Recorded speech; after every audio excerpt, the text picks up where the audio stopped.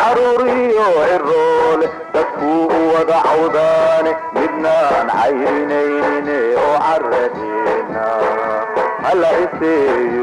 waayahay bismillaahi raxmaani raxiim alxamdulilaahi rabbilcaalamiin sidii caadada noo ahayd hadaha oo kale dadweynaha soomaaliyeed meel walbay joogaanba waxaan la wadaagnaa barnaamijkeenaan ugu magac darnay ololaha caafimaadka degmada baardheere ee fadxi gargaar ay caawinaysa dadweynaha reer baardheere.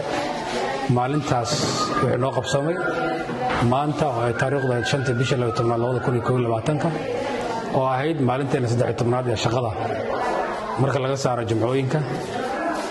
waxaan la kulannay guud ahaan 80 qof oo bukaan jiif ah iyo 10 qof oo bukaan 80 qof oo bukaan socda ama 80 qof oo bukaan socda iyo waxaan la kulannay 10 qof oo bukaan jiif ah. totalka dadka maanta aan la kulannay waxay noqonayaan 90 qof. horey waxaan la kulannay 953 marka lagu diro 90 maanta aan la kulannay waxay noqonaysaa 1043 qof ayay noqonaysaa guud ahaan dadka lala kulmay 13kaas maalmood. dadka maanta ugu dardaran ayaa la arkayay 90kaas qof 10 qof bukaan jiifayn dad aad u liitay ahaayeen oo soo kari lambar iyo maxaan ku dhahay tira iyo waqti dad si toos ah loo keenay qaybta bukaan jiifka oo isugu jiray haween caruur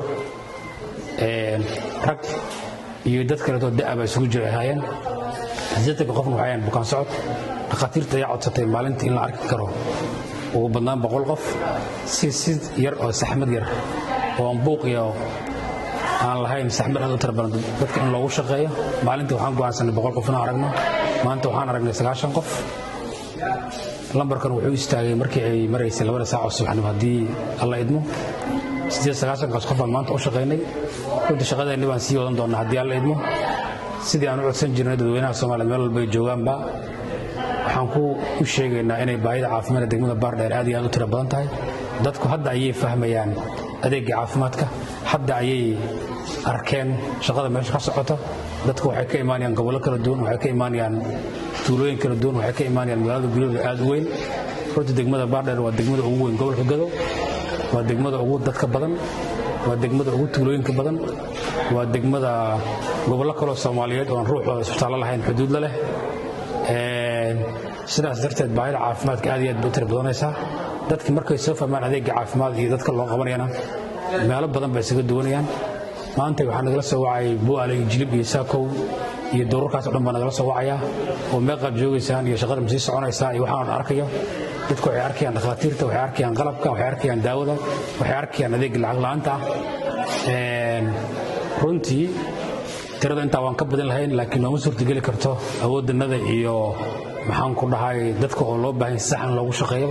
waxaan go'aansanay maalinka 100kaas inaan u shaqeyno.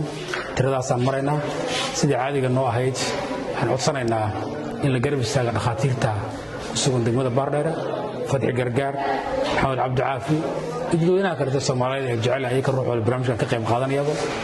waxaan hadda aan wadnana waa wax weyn bay ka bedelaysaa degmada baardheere. muddo 30 sano ah waa adeegga caafimaadka xawligan iyo awooddan loo kalato la fuliyo. runtii magaaladan waxay u baahan tahay caafimaad si sax ah ugu shaqeeyo, joogto ugu shaqeeya, dhakhaatiir joogto, isbitaal joogto ah ayay u baahan tahay oo ka jawaaba baahiyada caafimaad. haddii aan isku tashanno annaga Soomaaliyeed waa wax sahlan oo la qaban karo. intaan qof shakhsi oo isxil qaamay iyo dad yar oo kaleeto oo Soomaaliyeed caawiyay baa intaan adeega fuliyay. dad badan baa la yaaban oo wax kana aaminsan in la sameyn karo, laakiin maanta arkay in haddii wax lagu dhaqaaqo wax laga sameyn karo. bini'aadam baana 100% ma noqon karno, laakiin haddaan isku tashanno wax isku dayno wax badan baan sameyn karnaa. sidoo kaleeto halkan waxaan baaq uga dirayaa isbitaallada iyo degmooyinka gobolka Gado oo koob ka tahay degmada Garbaharre, 2 ay ka tahay Buulaxaawo, 3 ay ka tahay Doolow, 4 ay ka tahay Luuq oo ay joogto hay'adda Turkeer ay ka shaqeynayso muddo 30 sano la soo dhaafay. runtii adeeg caafimaad oo taageersan oo wanaagsan haysta. waxaan ka codsanaynaa isbitaalladaas iyo degmooyinkaasba iyo dadweynaha ku noolba in ay soo fiiriyaan kana qayb qaataan barnaamijka ololaha caafimaadka degmada baardheere.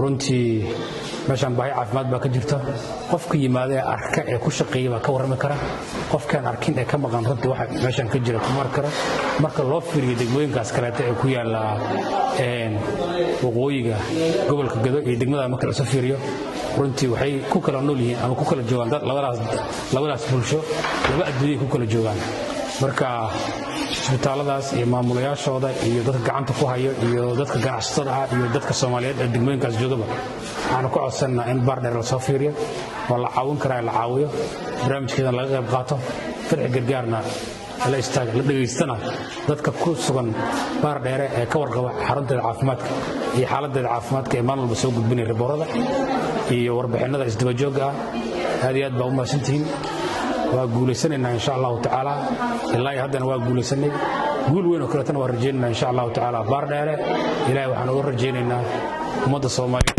uga codsanaynaa in ay caafimaad joogto ah ay helaan dadweynaha ku nool degmada Baardheer iyo nawaaxigeeda iyo dadweynaha ku nool gobolada kale ee deriska la ah degmada Baardheer ay ka ruuxooda aan isbitaal haysan aad iyo aad baa u mahadsantihiin